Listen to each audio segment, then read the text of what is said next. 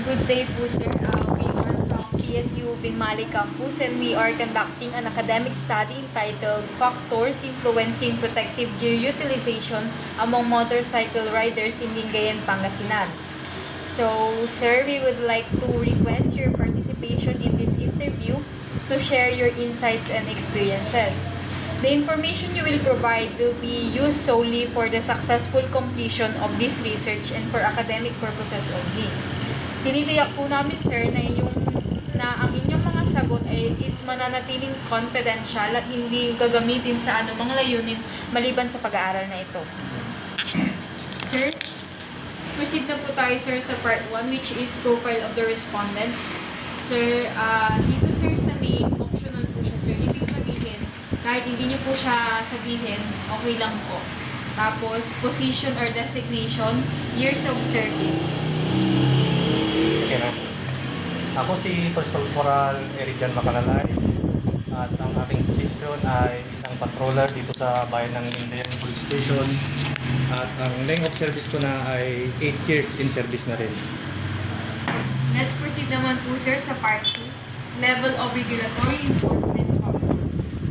Sir, first question, sir, is sa inyong karanasan, gaano ninyo ilalarawan ang pagiging epektibo ng pagpapatupad ng mga regulasyon ng protective gear sa Lingayen?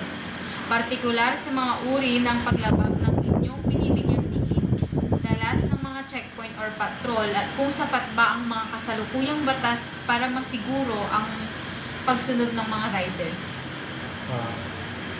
Ang sabi ko lang dito sa inyong tanong ay napaka-epektibo ng aming ginagawa, lalo na itong pagkakandak namin ng checkpoint. Nabibigyan namin ng warning o nabibigyan namin ng paalala yung mga motorista natin na sumunod sa regulasyon ng ating batas trapiko, lalo na sa pagsusuot ng mga protective gears gaya ng helmet, pagsusuot ng nutshell, unauthorized helmet ay pinagbabawal din namin dahil hindi niya ito kayang suportahan ang ating ulo, lalo na pag nagkaroon ng hindi inaasang aksidente. At medyo na-lessen din ang mga vehicle traffic accident dito sa bayan ng Lingayen dahil sa pagkakandak namin ng checkpoint. Yun po.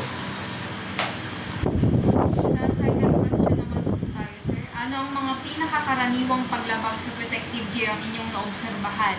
At alin sa mga ito ang itinuturing ninyong pinakanakakaalarma sa kaligtasan sa kalsada, lalo na kung isinasaalang-alang ang karaniwang pagtugon o reaksyon ng mga rider kapag sila ay hinuhuli?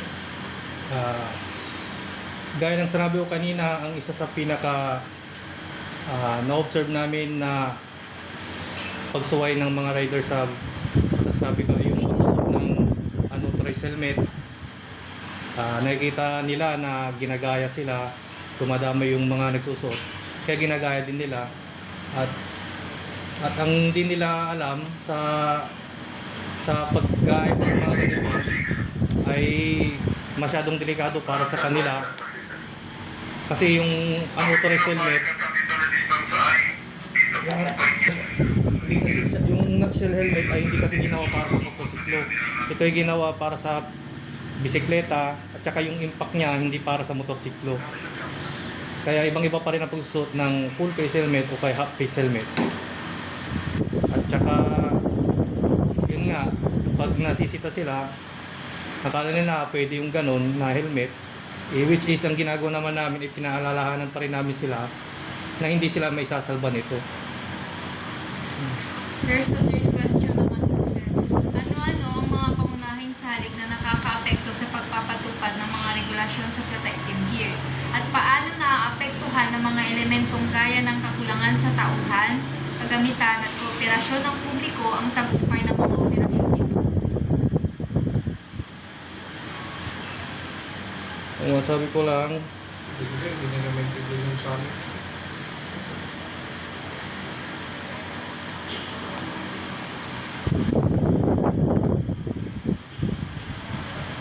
ang masabi ko lang dito ay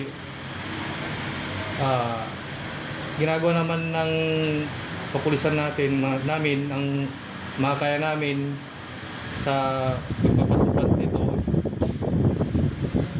lalo na ito sa pagsusot ng ating mga protective gear.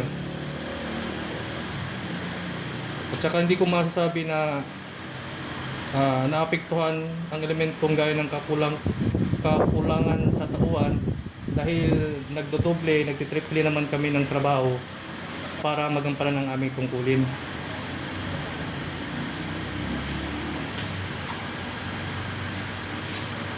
At saka marami rin naman na riders na naintindihan yung pagpapatupad namin ng batas trapiko at nakikikooperasyon naman sila. Karamihan nakikikooperasyon sila. Ilan lang din yung mga taong masyadong pasaway, ilan lang din yung taong hindi nakakaintindi sa amin para rin naman sa kanilang kaligtasan. Sir, sa fourth question naman po tayo, sir. Ano-ano ang mga partikular na parusang ipinapataw sa mga lumalabag sa panuntunan sa protective gear? At paano nakakaapekto ang mga hakbang ito sa pagbabago ng asal ng mga rider? Ang unang-unang ginagawa namin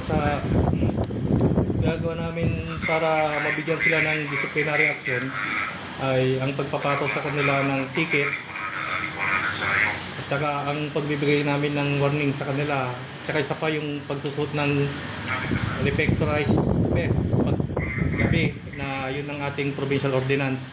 Magmula 6 PM to 6 AM dapat naka-reflectorized vest. Although yung iba ay 3 years na namin itong sinasabi sa mga tao, sa mga riders, marami pa rin talagang pasaway. Pero marami na rin talagang aware na tsaka nagko-comply at will cooperate naman na sila. Lalo na pag sabi namin magsuot sila ng reflectorized vest. Sa tingin niyo, sir, yung mga penalty, sir, matutulungan ba sila, sir, na magbago ng behavior sa pagsuot ng mga protective gear? Like, parang kapag natikitan sila, sir, or nag-bayad sila ng ganitong fine, sir, sa susunod ba sila sa mga laws, sir? Yes naman, madam. Meron naman tayong dyan. Ang nakikita ko dyan, depende na rin sa tao kung kahit makailang ticket ka sa mga ibang tao talaga kung talagang hindi sila susunod, ganun talaga sila At saka meron din naman yung natikitan mo na, alam na nila, aware na sila, natututo na sila. Ganun naman po. Okay na po, sir. Thank you very much for your time and valuable insights, sir. Responses will greatly contribute to the success of our study. Okay, thank you. Thank you very much din at nabigyan ako ng pagkakataon na inyong ma-interview sa gabing ito. Good luck sa inyo. Thank you, sir. Okay.